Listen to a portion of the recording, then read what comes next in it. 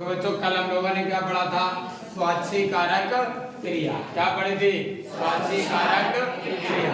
हम लोगों ने जाना किस तरह से स्वाच्छीकारक क्रिया होती है, कपड़ों को साफ कैसे किया जाता है। लेकिन फिर भी कभी कभी कपड़े जब बहुत भली भांति साफ नहीं होते हैं तो उन्हें साफ करने के लिए कुछ विशेष प्रकार के यौगिकों का प्रयोग किया जाता है।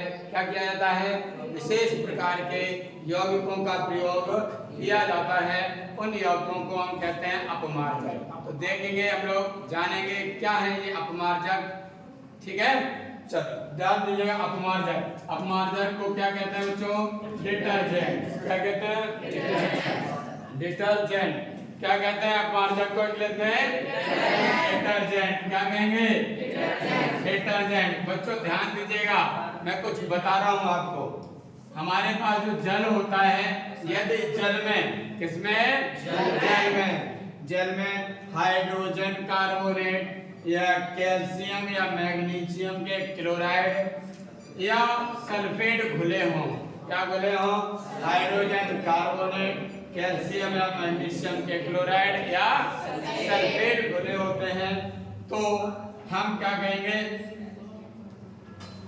तो इस जल को हम क्या कहते हैं? कठोर जल कहते हैं। तो इस जल को हम क्या कहते हैं? कठोर जल कहते हैं। क्यों कहते हैं? क्योंकि इस साबुन में दही जैसा अवक्षेप बन जाता है। यानी कि ये जो कठोर जल होता है वह साबुन के साथ दही जैसा अवक्षेप झाग बना लेता है, जो अविलेय होता है। ये बात भी याद रखना है। जो कैसा होता है? अविलेय, मतलब घुलता नहीं है। ये अवक्षेप सफाई का काम नहीं करता है। सफाई का काम क्यों नहीं करेगा? क्योंकि ये अवक्षेप अविलेय है। कैसा है? मतलब ये घुलता नहीं है। ये अवक्षेप कैसा है? अविलेय होता है। इसीलिए इस अवक्षेप का काम क्या नहीं होता है? सफाई का काम नहीं होता है। इस अवक्षेप से सफाई का काम नहीं होता है। अतः इसे हटाने के लिए हम कपड़ों पर क्या लगाते हैं? कभी कभी ब्रश का इस्तेमाल करते हैं या फिर इसे डंडे से पीटते हैं। क्या करते हैं? डंडे से पीटते हैं। फिर भी क्या? फिर भी ये साफ नहीं होते हैं। क्या नहीं होते हैं? फिर भी ये साफ नहीं होते हैं। सूखने के बाद जगह जगह पर या कहीं कहीं पर दाग धब्बे आपको क्या दिखाई देते हैं? उसी के स्पॉट आपको दिखाई देते हैं। तो हम क्या करते हैं? साबुन का स्थिति में जब ये साफ नहीं होंगे तो साबुन का अधिक मात्रा में क्या करेंगे? प्रयोग करना पड़ेगा। तो जब वह जगह जगह पर दिखाई देंगे तो इस स्थिति में साबुन का अधिक मात्रा में प्रयोग करना पड़ेगा। तो फिर इस स्थिति में साबुन के स्थान पर फिर साबुन का प्रयोग ही नहीं करेंगे। क्यों? क्योंकि इसकी मात्रा कैसे? ज्यादा है। और जब मात्रा अधिक प्रयोग करनी पड़ेगी तो हम इसके स्थान पर हम एक अन्य प्रकार के यौगिक का प्रयोग करेंगे। इस यौगिक को क्या कहेंगे? मार्जक। अब मार्जक का प्रयोग जब करेंगे तो ये अविलेय अवक्षेप नहीं बनाएगा, विलेय अवक्षेप बनाएगा जो घुल जाए। जबकि यहाँ पर क्या बना रहा था? साबुन दही जैसा अविलेय अवक्षेप बनाता है, जबकि यहाँ पर यह अवक्षेप ऐसा नहीं बनाएगा। और अवक्षेप नहीं बनाएगा तो सीधी सी बात है, कपड़ों की सफाई अच्छी से भली भांति कर देगा। आप लोगों में से बताओ कौन कौन से डिटर्जेंट हैं जो आते हैं? नाम में बताओ भाई, कौन कौन से नाम? सर्फ एक्सेल, एरियल, टाइड, महक, है ना? ये कई नामों से आते हैं, है ना? आपने प्रचार में देखा होगा, ऐसे करके आता है। चौक है क्या है?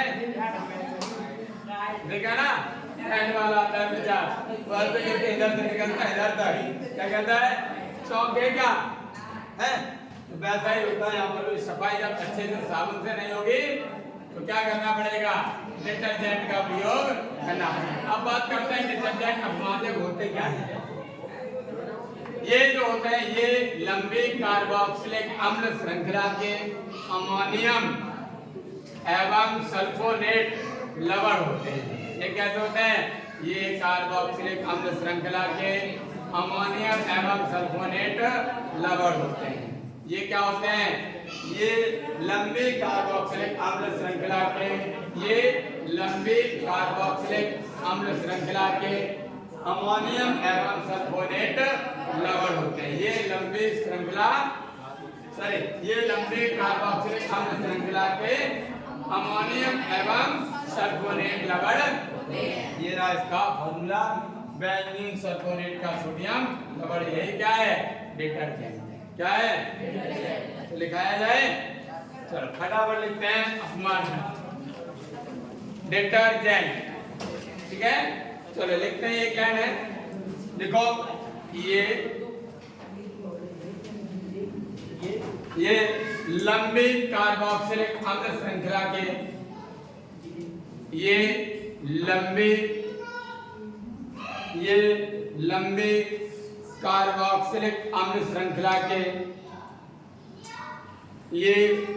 लंबी कार्बोक्सिलिक अम्ल श्रृंखला के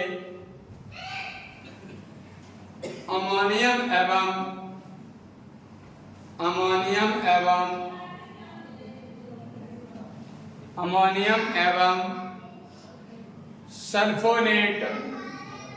सल्फोनेट लवण होते हैं।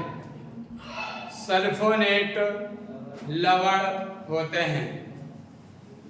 ओके, ये आप लिख लीजिए। ठीक है, ये बना लीजिए।